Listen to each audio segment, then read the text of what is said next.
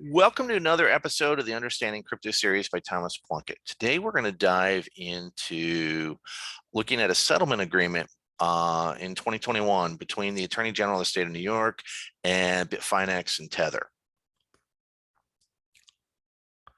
So the Office of the Attorney General of the State of New York investigated Bitfinex and Tether for violations of New York General Business Law 352, the Martin Act, and Executive Law 63. These are basically laws about investor protections preventing fraud.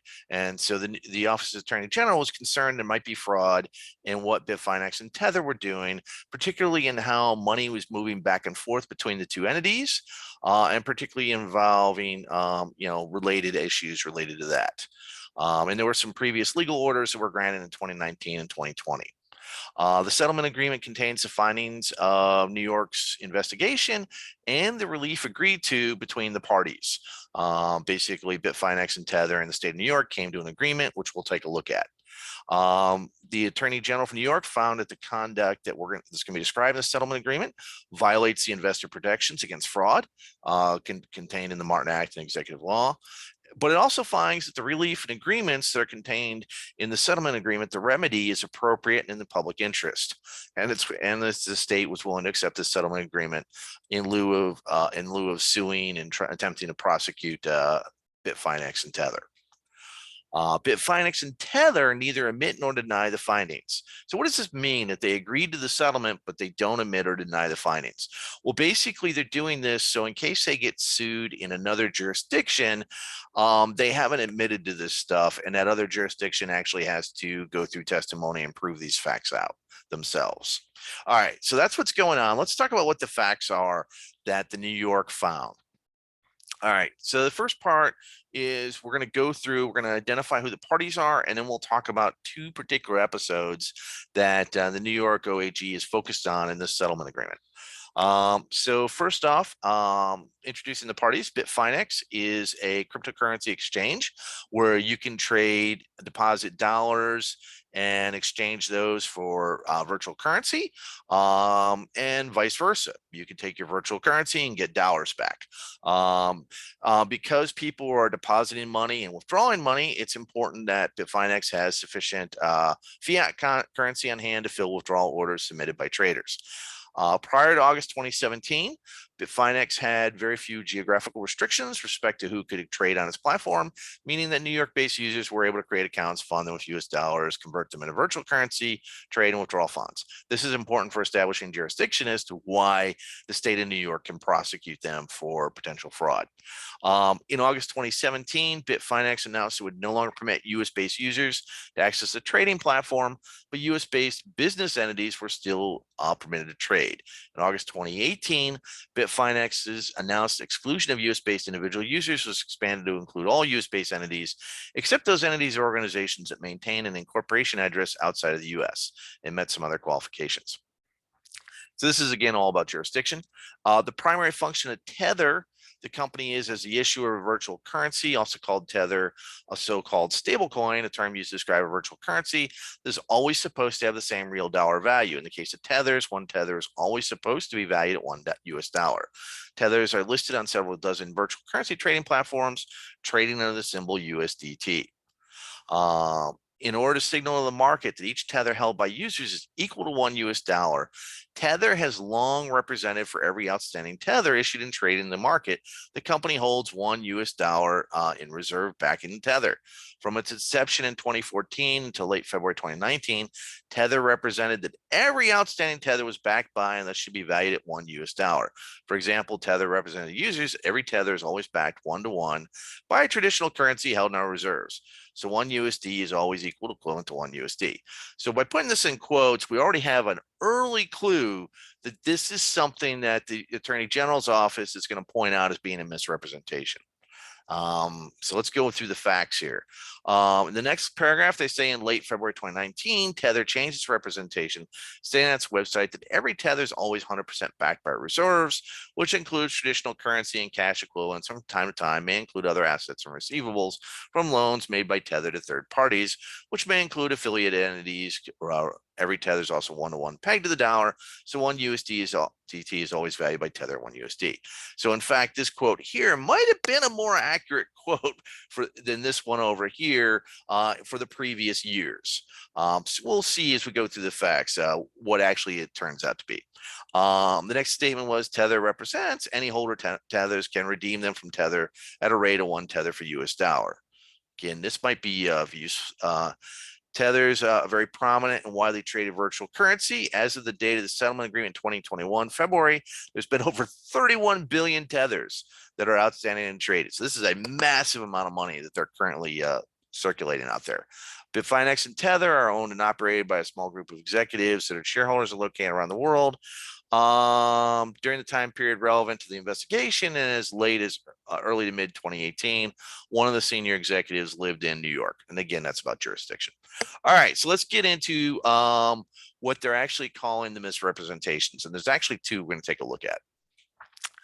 So in 2017, Bitfinex and Tether misled the market about Tether's US dollar backing. Prior to 2017, Bitfinex and Tether used several Taiwan-based banks to send and receive wire transfers to fulfill client orders for US dollars and for other purposes. Wells Fargo acted as a correspondent bank. In late March 2017, Wells Fargo elected to no longer process US dollar wire transfers from Bitfinex and Tether accounts, forcing the companies to find alternative banking arrangements. So a little comment on this. This sort of, a bank stopping to support a cryptocurrency exchange is actually pretty common. The cryptocurrency industry has had a lot of problems getting support from traditional banks. At the time Wells Fargo stopped servicing the companies, approximately 50 million tethers had been issued and were circulating in the market. By May, that's in March 2017, 2 months later, by the end of May, over 108 million tethers have been issued and circulated. In June 2017, Bitfinex opened an account at a Puerto Rico-based entity named Noble Bank International. Noble Bank International is a subsidiary of New York-based Noble Markets LLC. However, Tether didn't open an account at Noble Bank. You see, Bitfinex opened an account. Tether did not. Until September 15th, 2017. Tether deposited the vast majority of its cash holdings or at least the cash that was supposedly backing USDT, into a trust account at the Bank of Montreal in the name of its general counsel. The Bank of Montreal account never had more than $61 million. So if you've already got 108 million tethers by May 31, and you've got at most 61 million in the Bank of Montreal, you got a problem. Where are the other 47 million tethers? $47 million that are supporting Tether. Because Tether did not have a significant bank relationship in its name from at least March 2017 until September 2017, September 15th, it could not directly process any fiat deposits for purchase of tethers by customers on either the Tether website or via Bitfinex. At the same time, neither the Tether website nor Bitfinex allow for direct purchase or exchange of tethers in exchange for other virtual currencies. Between June 1, 2017 and September 15, 2017, Bitfinex's Noble Bank account received USD deposits for only 2 institutional trading firms, one of which was located in New York. Neither of those institutional trading firms purchased tethers directly from Bitfinex or Tether. Because of Tether's inability to conduct significant banking activity during this period, it could not itself hold dollars sufficient to back the hundreds of millions of new tethers that have entered the market. So they're creating hundreds of millions of new tethers, but Tether doesn't have a bank account to put that money in. So until September 15, 2017, the only US dollars held by Tether backing approximately 442 million tethers they had created was the 61 million on deposit at the Bank of Montreal. Between June 1 and September 15, 2017, Bitfinex held approximately 300, the other remaining millions of dollars in Tether's fund in a commingled account, which should have been held by Tethers, backing for Tethers, but was not. So what's a commingled account? It means when more than one person or more than one organization is using the same bank account and they're mixing their money. So basically, Bitfinex's funds and Tether's funds all in a combined account when they should have been in separate accounts. In certain documents, Bitfinex and Tether accounted for this amount as receivable from Bitfinex. Between June 1, 2017 and September 15, 2017, total number of tethers issued and circulating rose rose from approximately 108 million to 442 million. In June of 2017, Bitfinex and Tether engaged a U.S.-based firm, Friedman LLP, to audit both companies, but that never happened. By late summer 2017, online reports suggested that Tether did not have sufficient cash backing for the increased number of tethers in circulation. Yeah, I actually saw some of those reports back in 2017. To counter those suggestions, in early September 2017, Bitfinex and Tether requested that Friedman conduct a verification of the cash backing in tethers, which Bitfinex and Tether plan to release publicly in order to demonstrate to the market that tethers were fully backed. Tether notified Freeman the company did not have a bank account at Noble Bank, but were in the process of opening one. Tether and Freeman agreed that Freeman would conduct the verification as of September 15, 2017. Here we go. On the morning of September 15, 2017, Tether opened a bank account at Noble Bank. So now Tether has a bank account. Later that day, Bitfinex transferred $382 million from Bitfinex's account into Tether's account. So this could be the missing Tether funds. This could actually just be Bitfinex funds, but they moved it into Tether's account. Friedman conducted its verification of Tether's assets as of 8 p.m. EST. So on September 30, a post the Tether website was made entitled Transparency Update, on which Tether said the following: Friedman LP has been engaged to perform historical balance sheet audit procedures for Tether Limited. However, as the amount of tethers in circulation has increased substantially in recent months, we've also asked Friedman to analyze our bank balances and our issued and outstanding token balance on an interim basis. Friedman agreed to perform consulting services for us in an effort to provide management with useful information containing Tether's cash position and Tether tokens issued and outstanding as of an interim date. Friedman was able to provide consulting services for us on an expedited basis using a procedures date of September 15th, 2017. These consulting services do not constitute an audit or an attestation engagement, which would include a significantly expanded scope procedures and take substantially more time to complete. We hope the community considers the attached memo for what it is, a good faith effort on our behalf to provide an interim analysis of our cash position and our issued and outstanding tokens as part of ongoing efforts to further professionalize the transparency mechanisms of Tether Limited. Attached memo from Friedman contains the following graphic, redacting the account holder's name and redacting the names Noble Bank and Bank of Montreal. So we got USD cash reserves as of September 15, 2017, 60 million in the Bank of Montreal, 382 million in the Noble Bank, and a little bit of euros. And it says here for the period October 6, 2014 through September 15th, Tether tokens issued and outstanding, Tether tokens per client's trial balance, and Tether tokens per that. Reported as total liabilities and Tether IO transparency is calculated by subtracting some addresses. So the September 30th, 2017 transparency update and the attached memo were misleading. At no point did, according to the Attorney General, at no point did Tether inform its clients or the market that from at least June 1, 2017 until September 15, 2017, tethers were not in fact backed one-to-one and by USD held by Tether in a bank account. Instead, it was something like 1-7. They had 60 million and there was 400 out there, 400 million out there.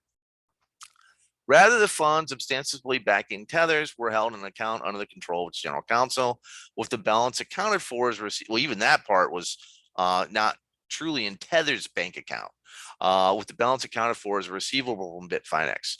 No one reviewing Tether's representations would have reasonably understood that the 382 million listed cash reserves for tethers had only been placed in Tether's account as of the very morning that Friedman verified the bank balance. All right, so that's the first misrepresentation that the state of New York was focused in on. Here's the second one. In 2019, Bitfinex and Tether misrepresented the status of their Tether reserves after Bitfinex suffered a massive loss of funds. So so the first one was about Tether. Now we're going to take a look at what happened with Bitfinex's trading platform. So in 2017 and 2018, Bitfinex began to increasingly rely on third-party payment processors to handle customer deposits and withdrawals from the Bitfinex trading platform. The primary entity Bitfinex used in this time period was a Panama-based entity known as Crypto Capital Corp. An individual known as Oz was Bitfinex's point of contact at Crypto Capital. By mid 2018, Crypto Capital held over $1 billion in funds that came from customer deposits at Bitfinex. So these are Bitfinex funds. This is not Tether funds. The earlier one was about Tether. Now we're diving into Bitfinex. In May 2018, Bitfinex asked Oz how Bitfinex could move money efficiently out of Crypto Capital. That request came on the heels of a report in April 2018 that the government of Poland had frozen a Crypto Capital bank account holding at least $340 million. In response, Oz repeatedly stated that the account freeze was temporary. In the ensuing months, Oz would go on to provide a number of different excuses for why he could not return the funds to Bitfinex or its clients, including tax complications, hurdles placed by various compliance personnel at banks, bankers being on vacations, typos in wire instructions, corruption in the Polish government, the dog ate my homework, and any other response that sounded credible. At some point between April 2018 and July 2018, Oz informed Bitfinex that a crypto capital account in Portugal containing approximately 150 million of Bitfinex client funds had also been frozen. So right here, we're looking at $490 million in funds that have been frozen, and there might be even more to come. In July 2018, Bitfinex told Oz that over 80% of Bitfinex's client deposits were held at bank accounts controlled by Crypto Capital. So they put 80% of their client deposits with Crypto Capital, and they couldn't get their money back. Despite having nearly 500 million of customer deposits in Crypto Capital accounts purportedly frozen, Bitfinex continued to send its customers to Crypto Capital to fund their accounts through the summer of 2018. During this time period, Bitfinex began to look for ways to stave off what Bitfinex internally characterized as a temporary liquidity crisis. 500 million are frozen, and you can't even get the non-frozen parts back. So basically, it's all frozen. In the summer of 2018, Bitfinex, in order to deal with this liquidity crisis, borrowed 400 million from Tether. Basically, hey, look, there's all that money that we've now put aside for Tether. Let's, 442 million, and we've gotten more. Let's just take 400 million, and we'll use that to cover our Bitfinex shortfalls.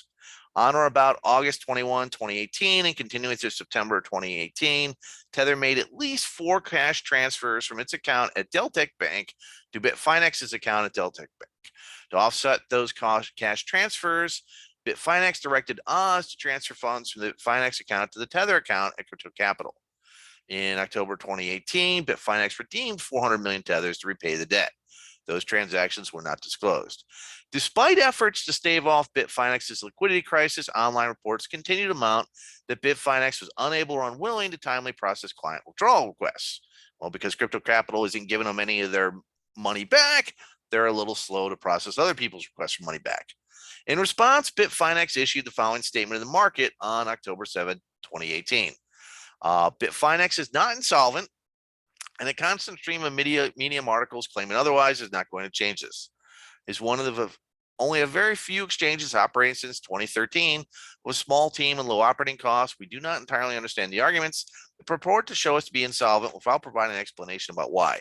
The wallets below represent a small fraction of Bitfinex cryptocurrency holdings and not taking into account fiat holdings of any kind. He's got some references to wallets.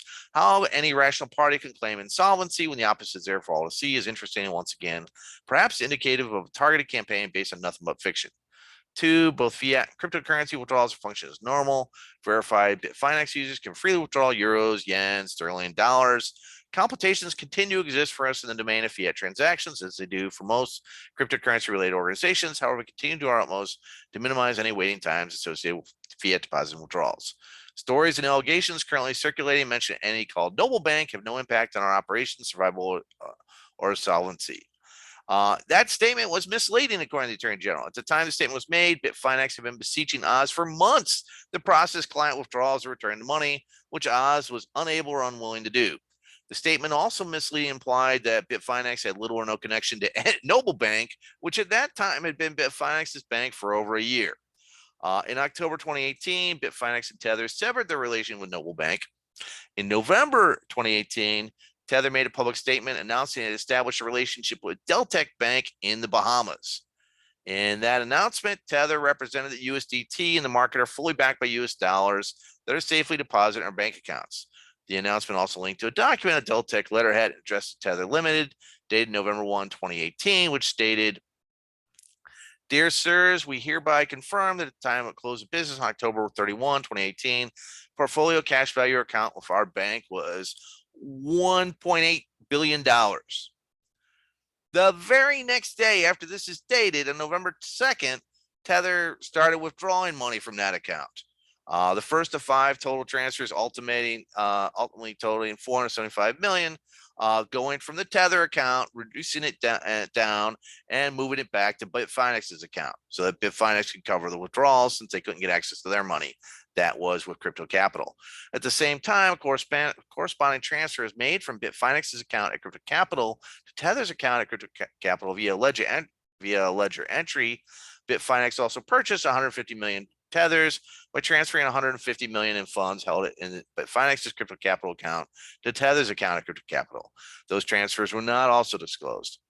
And so as of November 2nd, 2018, tethers were again no longer backed one-to-one by US dollars in a Tether bank account because a substantial portion of the backing of the Deltec account had been transferred to Bitfinex to make up for the 800 million in funds taken by crypto capital, while the corresponding funds transferred by Bitfinex's crypto capital account to Tether's crypto capital account were impaired by crypto capital's actions. Tether's misrepresentations would continue until late February 2019, at which time Tether updated its website to note that every Tether is always 100% backed by our reserves, which includes traditional currency and cash equivalents from time to time, may include other assets and receivables from loans made by Tether to third parties, which may include affiliated entities, collectively reserves. Tether did not announce that it changed its disclosure. Indeed, there were no media reports about the change until several weeks later on March 14, 2019. Throughout November of 2018, Bitfinex would continue to ask Oz to return the money. For example, on November 1, 2018, Bitfinex told Oz that Bitfinex urgently needs liquidity to start paying out our small customers as your channel is stuck. On November 21, 2018, Bitfinex told Oz that we have $860 million with you. I can't believe we can't even get 20 or 30 million out. Where is all the money? It doesn't sum up. 358 million in Poland, 150 in Portugal. On November 28, 2018, Bitfinex again messaged Oz stating that we are at the end of the month and you haven't been sending out one wire, even $1 for the whole month. Contrary to what was happening behind the scenes, Bitfinex issued a statement on November 11, 2018, stating that Bitfinex's banking remains stable, while noting in October 2018, Bitfinex processed over 700 withdrawals representing more than 1 billion using the Tether funds, not using Bitfinex's funds.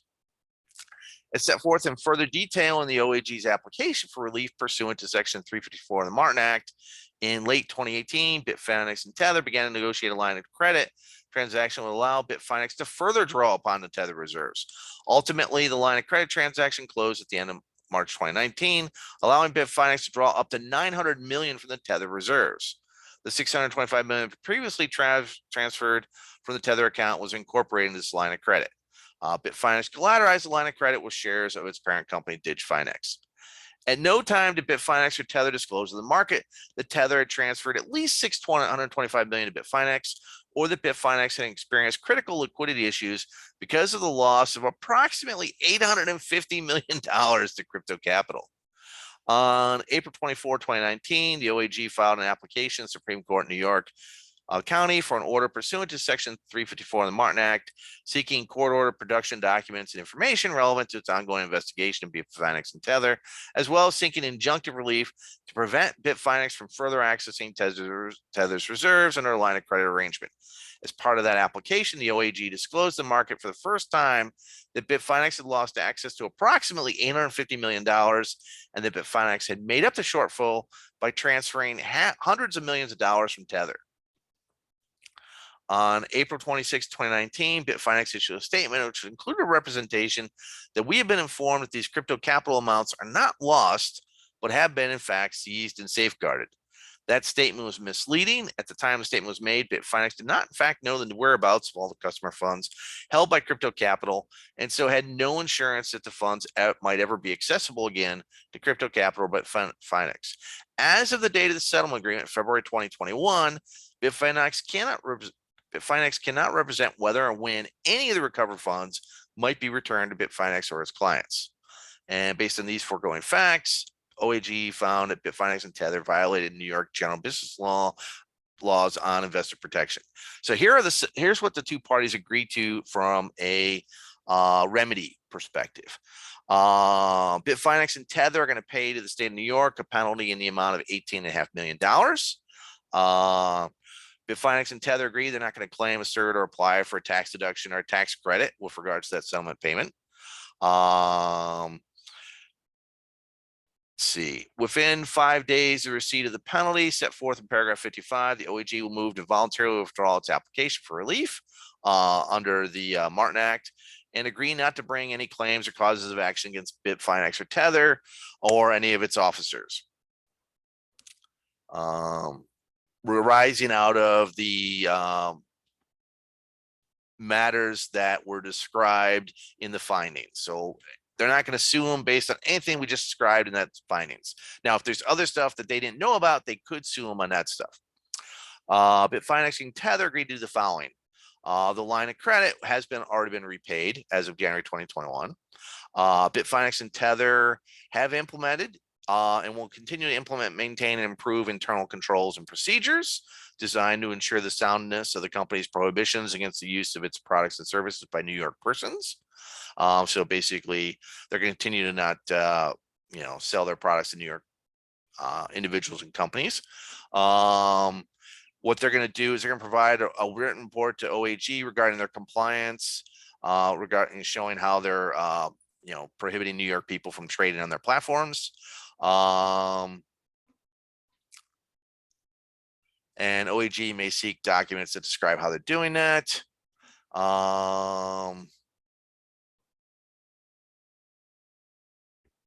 Over-the-counter trading, respondents agree not to conduct or facilitate over-the-counter trading activity with New York persons or entities. Within 90 days of the effective date of the settlement agreement, Bitfinex and Tether will provide documents substantiating Tether's reserve accounts in a form similar to, so basically, providing some forms, as well as providing verification that they're now appropriately segregating their funds and they're not mingling the funds between the trading platform and the stablecoin. But instead have separate segregated deposit addresses to protect the investors. And it'll also provide documents and information showing any transfer of funds between Bitfinex and Tether. And on at least a quarterly basis for a period of 2 years, so going from 2021 to 2023, Tether's going to publish the categories of assets backing Tethers, specifying the percentages of each such category and whether any category constitutes a loan or receivable or to an affiliated entity, like a loan or receivable from Bitfinex.